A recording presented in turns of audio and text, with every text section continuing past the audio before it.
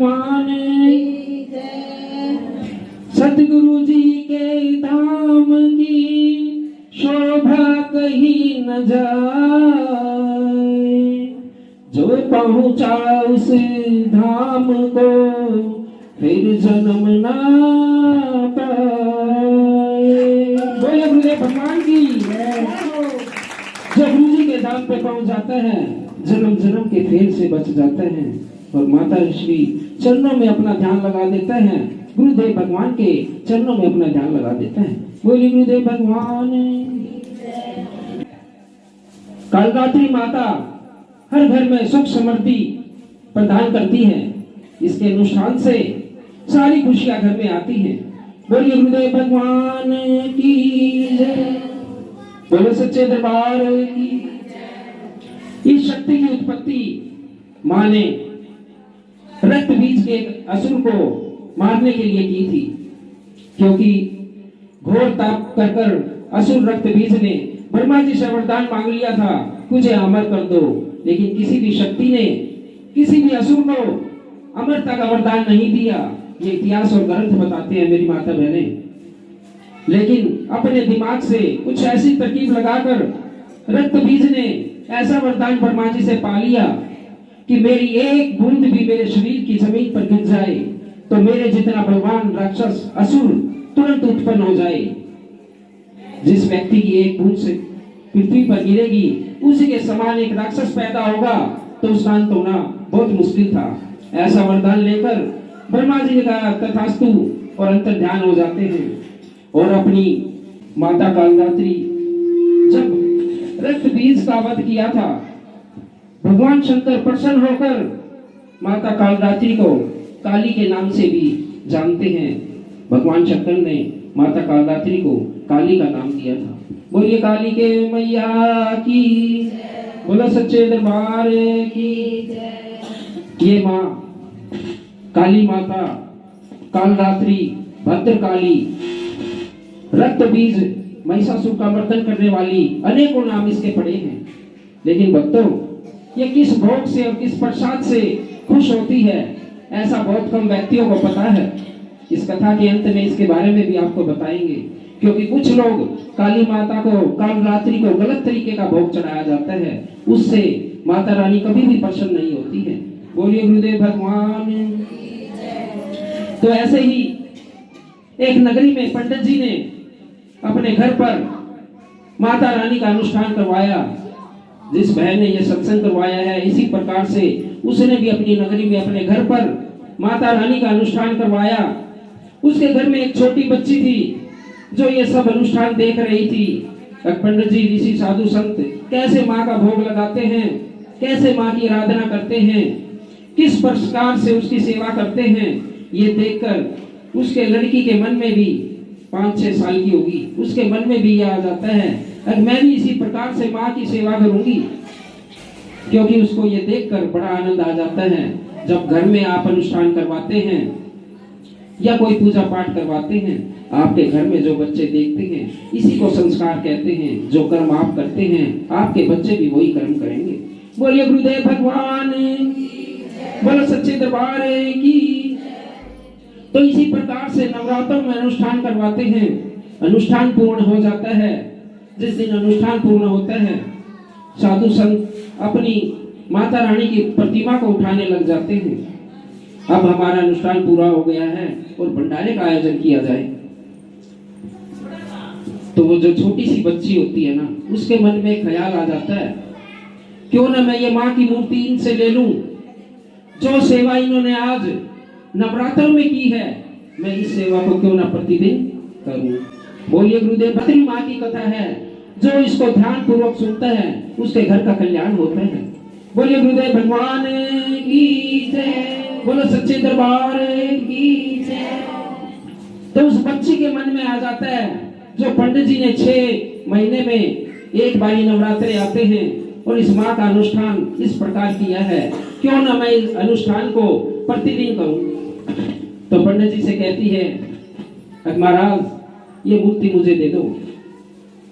ये सुनकर पंडित जी बड़े विचलित हो जाते हैं, क्योंकि ये मूर्ति उनकी अनुष्ठान की थी जहां भी जिस घर में भी पूजा पाठ करते थे तो उसी मूर्ति को स्थापित कर देते थे।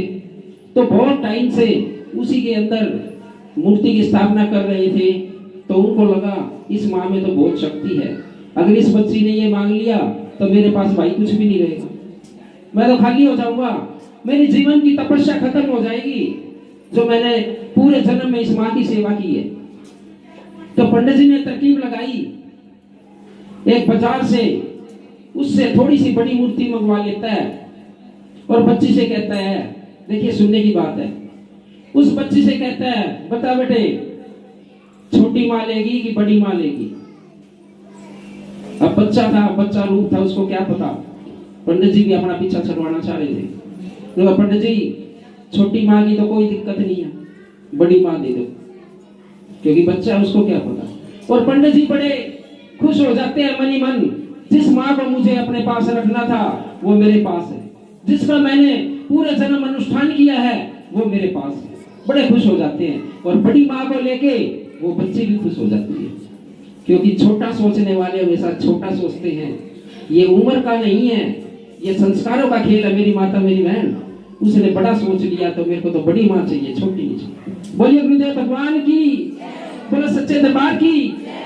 तो इसी प्रकार से वो कन्या रोज उस माँ का अपने घर में भोग लगाती है, अनुष्ठान करती है, जैसे पंडित जी द्वारा किया गया था। प्रतिदिन उसका स्नान करना, भोग लगाना, पूजा अर्चना करना, और उस कार्य में पूरे तरीके से विलिप्त हो जाती है। वो कन्या बड़ी हो जाती है, लेकिन अपने संस्कार, अपनी पूजा पाठ इसी प्रकार से निरंतर करती रहती है। बोलिए गुरुदेव भगवान की जय। एक दिन उस कन्या की शादी कर देते हैं और उस मूर्ति को उठाकर जहां उसकी शादी करी थी अपने ससुराल में लेके चली जाती है।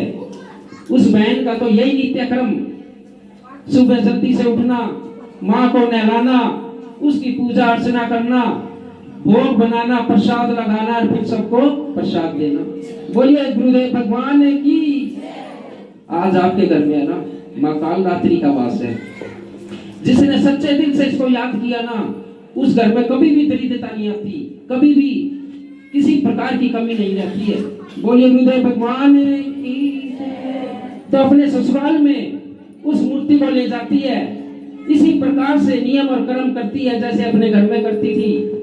उसके पति ने देखा ये तो जो मेरी पत्नी है बहुत गलत कार्य कर रही है, क्योंकि वो मूर्ति पूजा को नहीं मानने वाले थे। आजकल भी बहुत सारे ऐसे इंसान हैं।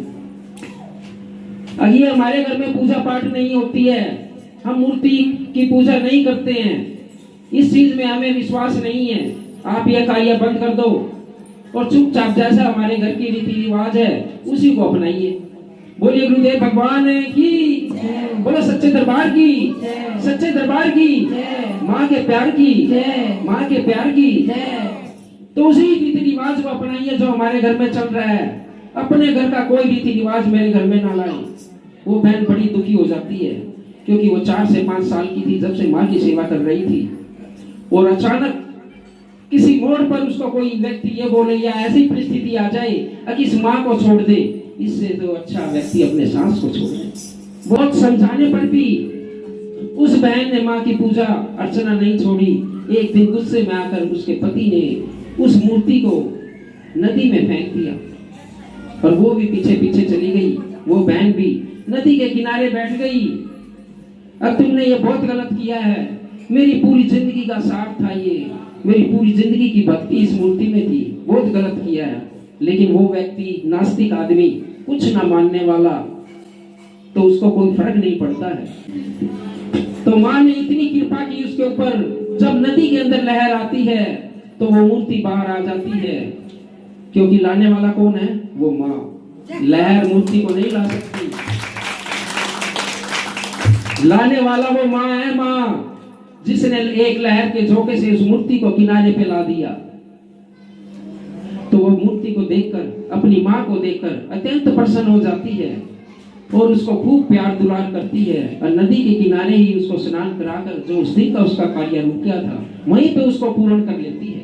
इतने में ही उसके पतिदेव नहर के किनारे आ जाते हैं कि आप इस पूजा पाठ जो आप कर रही हैं, इस मूर्ति को छोड़ दीजिए, नहीं तो हमारे घर को छोड़ दीजिए।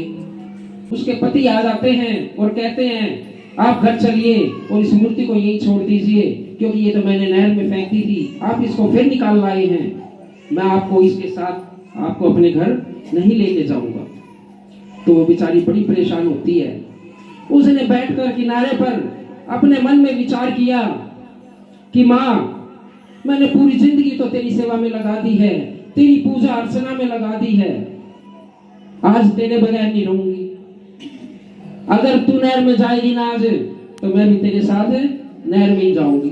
बोलिए गुरुदेव भगवान की जय, बोलो सच्चे दरबार की जय। तो ये सोचकर वो बहन अपनी फोटो को, अपनी माँ को अपने से लगाकर नहर में जाने के लिए तैयार हो जाती है, क्योंकि उसके पास कोई भी बहन चारा नहीं बचता है। जिस बहन की जीवन भर की पूंजी खत्म हो जाए, उसके पास कुछ नहीं रहता है।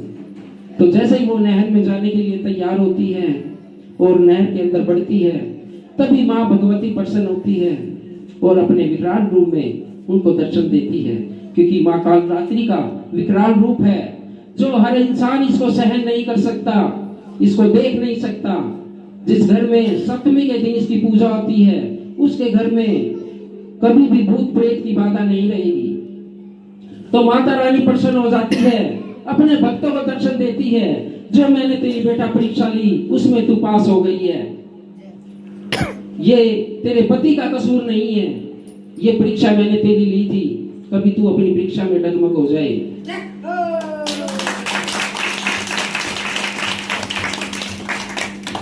आप मेरी परीक्षा में पास हुई हो, अपने लिए कोई भी वर मांग सकती हो, ये कोई भी वर मांग लो, वही वर दे दूंगी। आज मैं इतनी प्रसन्न हूं, क्योंकि मुझे प्रसन्न करने के लिए तो बड़े बड़े योगी हजारों साल की तपस्या करके चले गए, तूने इस जन्म में मुझे सिद्ध कर लिया है, मुझे दर्शन कर लिए हैं, मुझे पा लिया है, बोल तेरी क्या इच्छा है।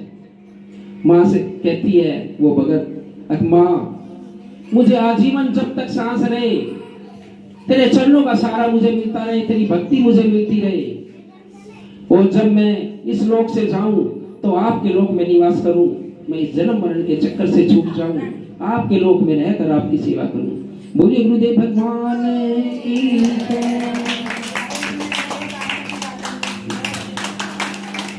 और कहते हैं माँ, ये तो द्वापर युग सतयुग है, इसमें तो मैंने कर ली, कलयुग में कोई नहीं करेगा। माँ कोई ऐसा भोग और प्रसाद बता दे माँ, जिसके चढ़ाने से तू प्रसन्न हो जाए और उसके घर में खुशियां आ जाए। देखो कितनी अच्छी बात सोची है सबके लिए। उन्हीं का नाम भगवान करते हैं, उन्हीं भक्तों का नाम करते हैं जो पूरे संसार के लिए सोचते हैं। जो केवल अपने लिए सोचते हैं वो अपने घर तक सीमित रह जाते हैं।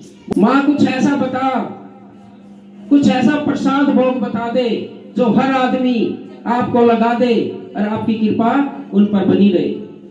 तो कहती है ठीक है बेटा, इसी वरदान के अंदर यह भी बता रही हूं, जो भगत सप्तमी के दिन मेरी पूजा अर्चना प्रेम से और भाव से करेगा, एक वस्त्र चढ़ा देगा, श्रृंगार का सामान चढ़ा देगा, अपनी इच्छा अनुसार कोई भी आभूषण, सभी माँ का भोग है ना, दूध से बनी चीज का लगता है, लेकिन कालरात्रि माँ का भोग गुड़ होता है, गुड़। कोई भी अपने प्रसाद रूप में गुड़ चढ़ा देगा, उसी से मैं प्रसन्न हो जाऊंगी। बोलिए गुरुदेव भगवान की जय। अन्यथा किसी चीज से नहीं।